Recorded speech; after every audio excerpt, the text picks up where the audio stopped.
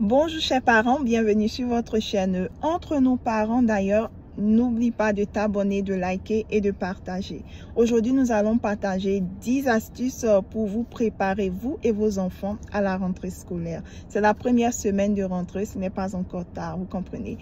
Numéro 1, on va réorganiser notre routine parce que pendant les vacances, nous avons eu un laisser-aller avec les enfants. Ils ont passé des heures devant la télé, ils n'ont pas vite dormi et tout, ils ne se sont pas peut-être vite réveillés. Donc, c'est le moment de changer ça.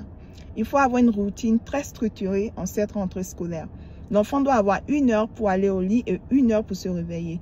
Et la routine va consister à avoir 1 heure pour se laver, pour manger, pour réviser, pour avoir passé le temps peut-être avec les parents, 15 minutes par exemple, ou 30 minutes, et maintenant aller au lit.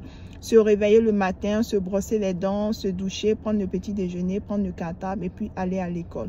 Vous comprenez, tout doit être structuré. Numéro 2, il faut encourager l'autonomie. Vous allez encourager l'autonomie chez vos enfants en leur faisant participer à faire le sac, le cartable la veille ou à faire le lunch bag, c'est-à-dire le sac où ils mettent la nourriture. Pour certaines écoles où l'enfant doit venir avec la nourriture, l'enfant va participer, mettre sa pomme par exemple, son eau, fermer le petit sac et tout. Et ou bien il peut aussi participer à choisir le vêtement qu'il va porter, la chaussure. Évidemment, le parent reste au contrôle, mais il fait participer l'enfant pour que l'enfant se sente indépendant et autonome.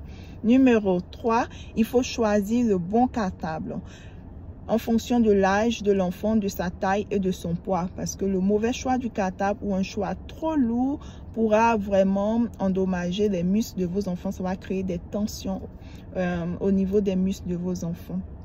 Numéro 4, il faut parler de sécurité avec vos enfants. Parce que les enfants vont à l'école, par exemple, ils peuvent rencontrer des mauvais enfants, entre guillemets, vous comprenez. Donc, parlez à vos enfants comment se défendre, comment utiliser les mots, évidemment, pour se défendre, pour s'affirmer, vers qui ils peuvent aller quand ils font face à ce genre de situation. Numéro 5, il faut rassurer les enfants.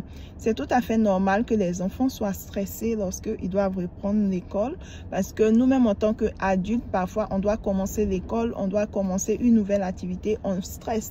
C'est pareil pour nos enfants. Nos enfants sont des êtres humains, ils stressent. Quand l'enfant pleure, il ne faut pas le comparer à l'enfant du voisin. Celui-là, il ne pleure pas, il part à l'école. Toi, tu es un vieux comme ça ou une vieille, tu pleures. Arrête de pleurer. Non, non, non. Les enfants ont le droit de pleurer, ils ont le droit d'évacuer les émotions. Ils ont aussi des émotions comme nous les adultes.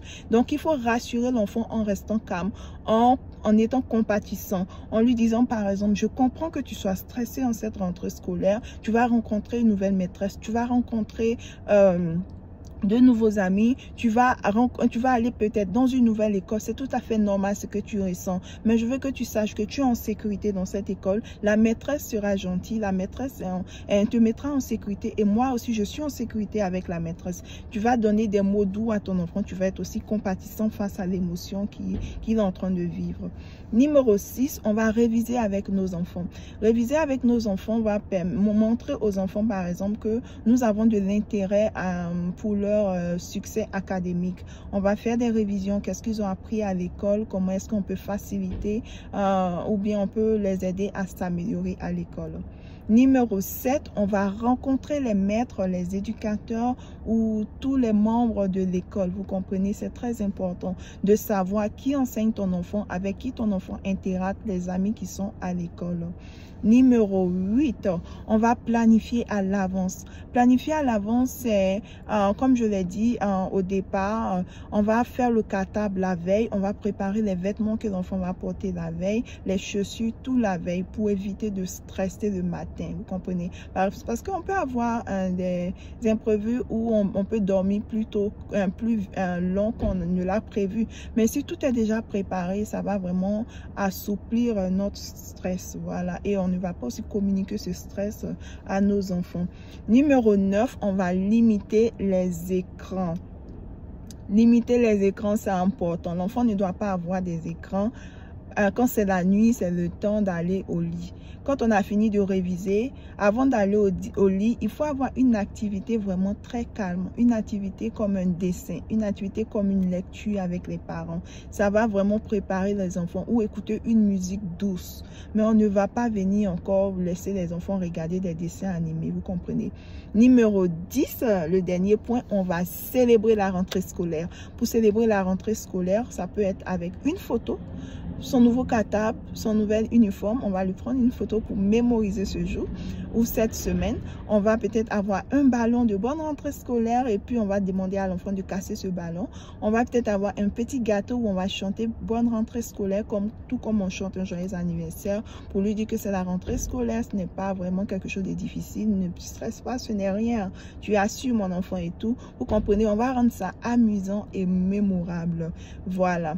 Donc, c'est les 10 conseils que je voulais préparer avec vous et vraiment rassurer vos enfants. Et vous aussi, soufflez mes parents, c'est la rentrée scolaire, ne stressons pas, soyons confidents, faisons confiance aux enseignants et puis tout ira pour le mieux.